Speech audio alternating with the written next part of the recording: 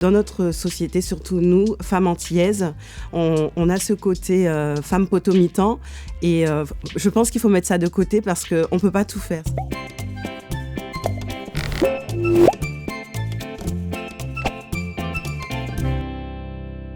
Valérie Bolivar, infographiste libérale et facilitatrice en discipline positive. Alors, c'est vrai qu'en tant que femme, en tant que maman, en tant qu'entrepreneur, il y a une certaine charge mentale qui est très présente au quotidien. Et d'ailleurs, on le voit aussi dans notre société. La femme fait énormément de choses. Elle est le référent au niveau parental. Donc, c'est la figure maternelle qui accompagne souvent les enfants.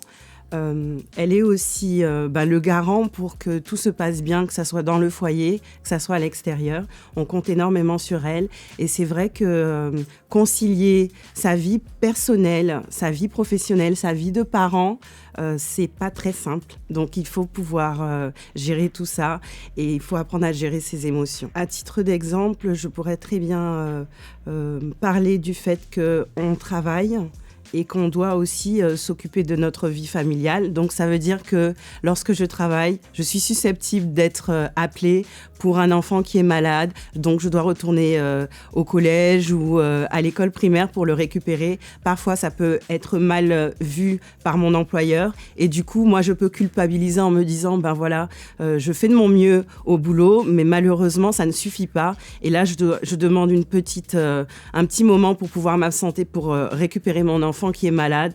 C'est difficile pour moi de voir comment ça se passe au niveau professionnel et de me dire je suis une maman donc forcément mes enfants passent avant tout.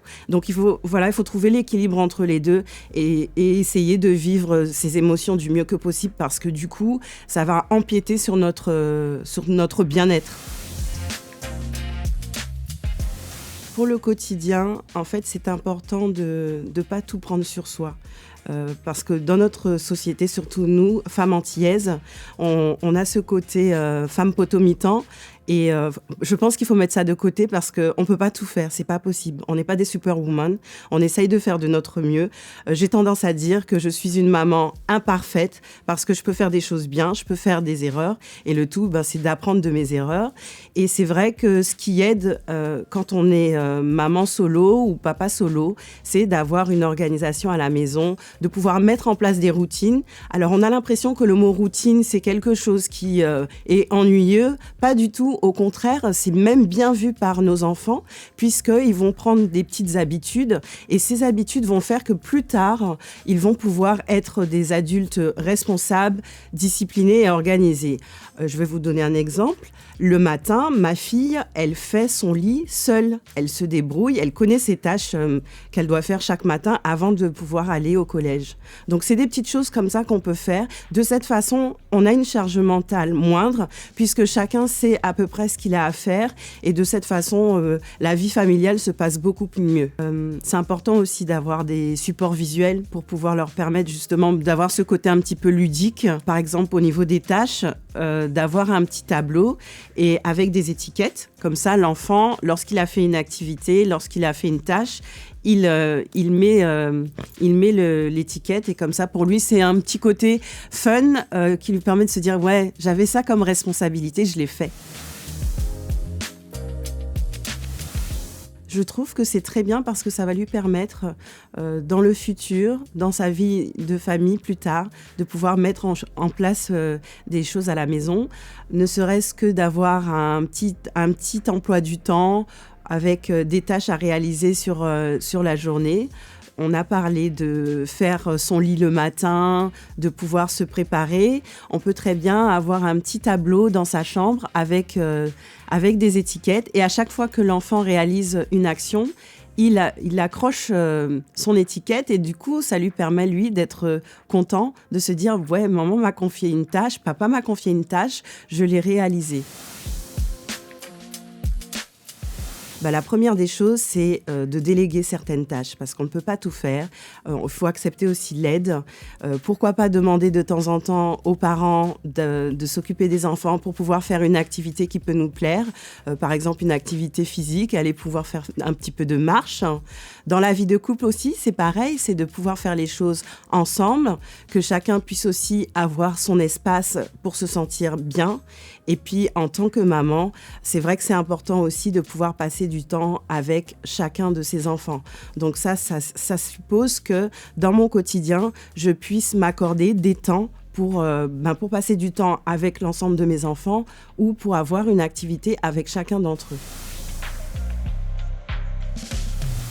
Pour concilier sa vie professionnelle et sa vie personnelle, en tant que maman ou en tant que parent, c'est d'être à l'écoute de ses émotions. Et c'est aussi important de pouvoir se dire que dans ma façon de travailler, mes valeurs, elles sont respectées. Parce que si nos valeurs ne sont pas respectées, du coup, on est frustré au travail, on peut être stressé.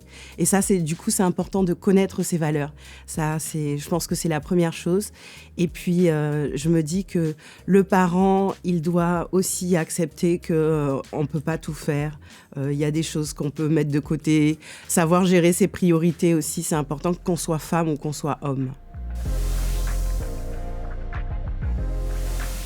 Alors, comment définir une priorité quand on a du mal à se dire qu'est-ce qui est important, qu'est-ce qui est urgent, qu'est-ce qui ne l'est pas. Et en fait, c'est de se dire, est-ce qu'il y a une incidence grave si je ne fais pas cette action ? J'ai ma déclaration d'impôt à faire.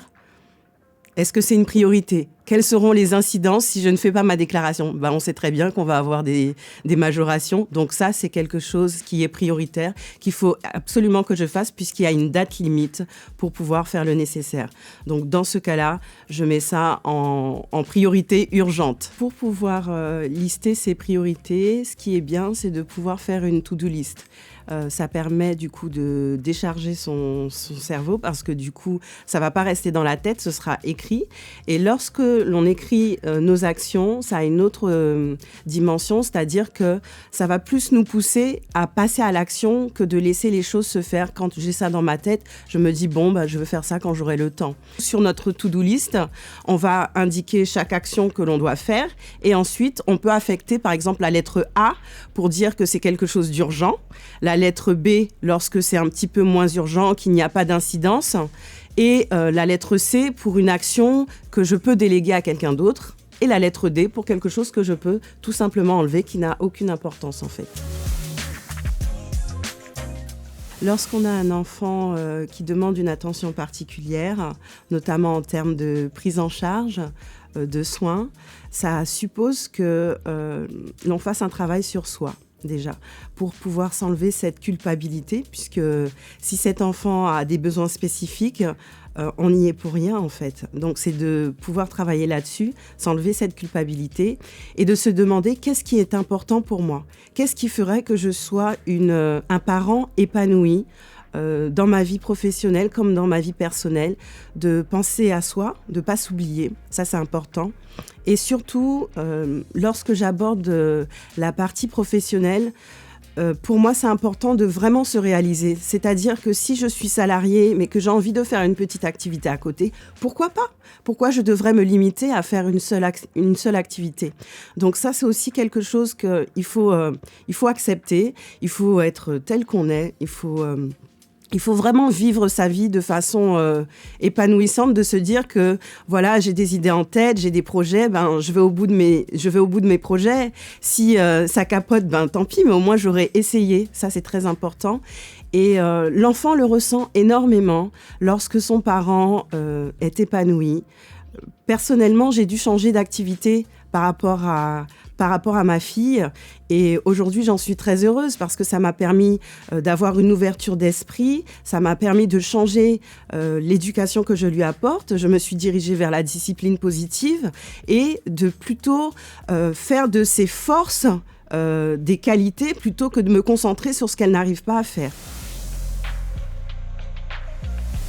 Ce qui serait bien, c'est de prendre son agenda.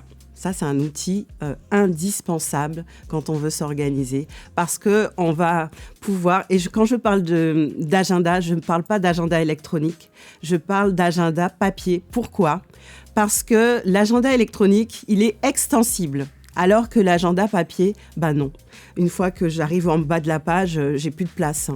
Et ça va du coup nous permettre de vraiment prioriser les choses, de choisir vraiment les tâches qui sont importantes pour nous. Et du coup, pour pouvoir mettre une nouvelle activité, il va sans dire que je vais devoir supprimer quelque chose que je faisais, mais qui peut-être n'avait pas beaucoup d'importance pour moi. Donc c'est comme ça qu'on peut le faire.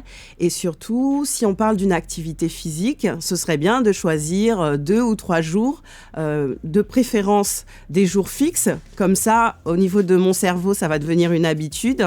Et pour moi, ça va être beaucoup plus agréable parce que j'aurai des plages fixes et ça va me permettre d'être un peu plus disciplinée pour pouvoir mettre ces choses en place. Après, en termes d'organisation, une fois que j'ai noté toutes les activités qui sont importantes pour moi dans mon agenda, c'est de voir comment je peux mettre les choses en place. Si je suis parent, donc il faut que je trouve un mode de garde pour mes enfants, c'est de voir est-ce qu'à ce moment-là, je ne peux pas confier les enfants aux grands-parents ou tout simplement, si parmi mes enfants, il y en a qui sont en âge de pouvoir surveiller ses frères et sœurs pendant 1 heure, voire 30 minutes, je peux me dégager ce temps-là pour pouvoir faire une activité qui me fera du bien. Alors, le petit conseil que je donnerais, c'est simplement d'être à l'écoute de ses enfants, de pouvoir laisser leurs émotions s'exprimer et de pouvoir de rester bienveillant avec eux. Je pense que c'est le plus important. On peut éduquer nos enfants avec fermeté et bienveillance.